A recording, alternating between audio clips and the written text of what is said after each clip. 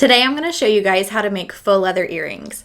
This is such a fun and easy project, and I swear I say that in front of every one of my videos, but I try really hard to bring you guys some really fun and easy projects. So that's why I always say that, but it's fun and it's easy. So here are faux leather earrings. The supplies that you need for faux leather earrings are obviously you need some faux leather, and then you will need some earring hooks, some 6mm jump rings, and 2 jewelry pliers.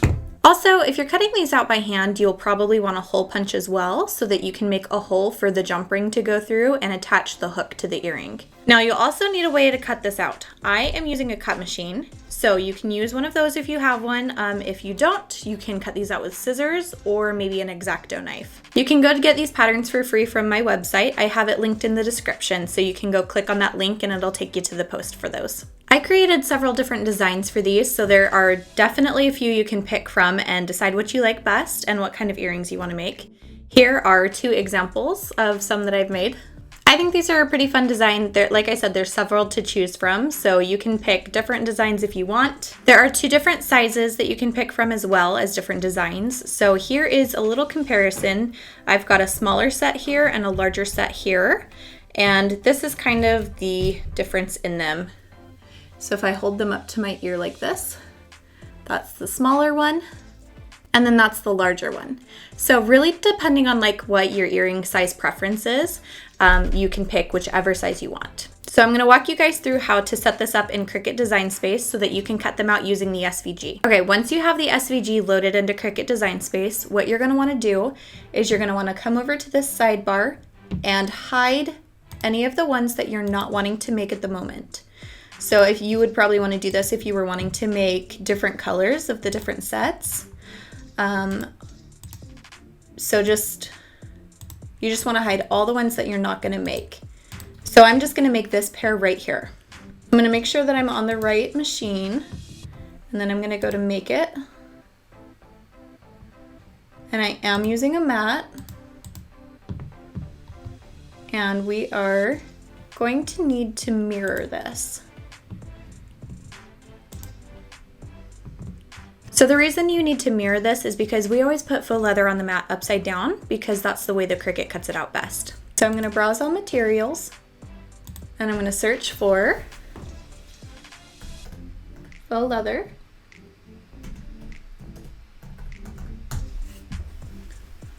And it'll pop up with the only option, which is faux leather paper thin. This is for the Cricut Joy, but faux leather paper thin should be usable across all machines.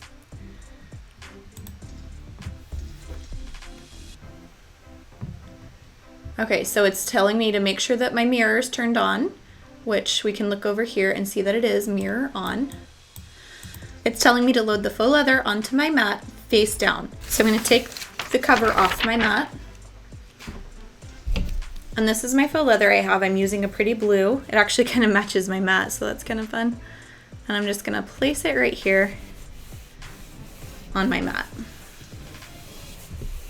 Make sure it's pressed down nice and good.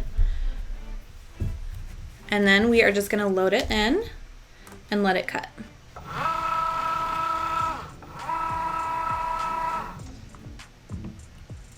Okay, and then I'm just going to click go now that it's all loaded in. And it'll go ahead and cut those out for me.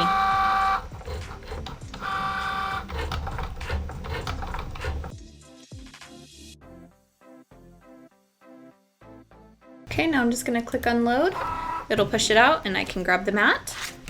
And now I'm going to put the cut machine to the side because I don't need it anymore. And now we can just pull the faux leather straight off the mat. And there's our designs. And there's the earrings.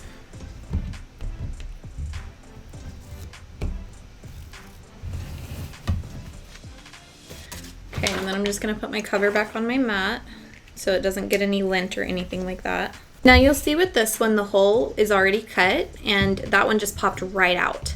On this one it didn't pop out, so I'm going to take my weeding tool and poke through. You could also do this with a toothpick. And then those are ready to assemble. If you're cutting these out by hand, you'll definitely want to make sure that you have a hole punch. And then you would just use a hole punch on the top right here and push it through. I'm not going to do that because I already have a hole here, but that's what you would do if you're cutting it out by hand. All right, and now that they're all cut out, they're ready to assemble. So we just need our jump rings and then our hooks and our jewelry pliers. So you take one jump ring and we're going to open it up by using the pliers on both sides and twisting it open. And you'll see it's got a little bit of an opening there. And then we are just going to slide this on the hole right here. And then we are going to put a hook on the front. And you'll want to be careful with placement because sometimes if you put the hook the wrong way, you'll have your earring facing backwards. So just try to pay attention to that. You can test it out. The jump ring is always easy to open back up again if you need to. So you can do that. Then you just close it up and your earring is done. Then you just want to do the same thing with the other one.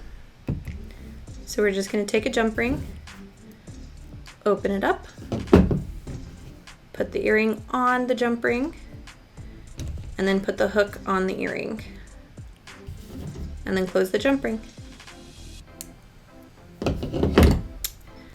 And that's it. Now you have a new pair of earrings. You could also potentially, if you didn't want the white back showing, you could cut out 4 of these instead of 2, and then you could just glue one side to the other like that. And then you would have the color or the pattern on both sides of the earring instead of just the front side. I'm not gonna do that right now because the white back side really doesn't bother me. It's not really seen a lot, so it's no big deal to me. So like I said, these are super quick, they're super easy, they're super fun, and these can even sell at like craft fairs and stuff like that, which I'm totally cool with. If you want to do that, like you can totally use these files for that. There is a license on the post, so you can know how many times you can do that. So there you go. And then this is one of the smaller ones. So this is the smaller set. I hope you enjoyed this tutorial. Thank you so much for watching, and I'll catch you in the next video.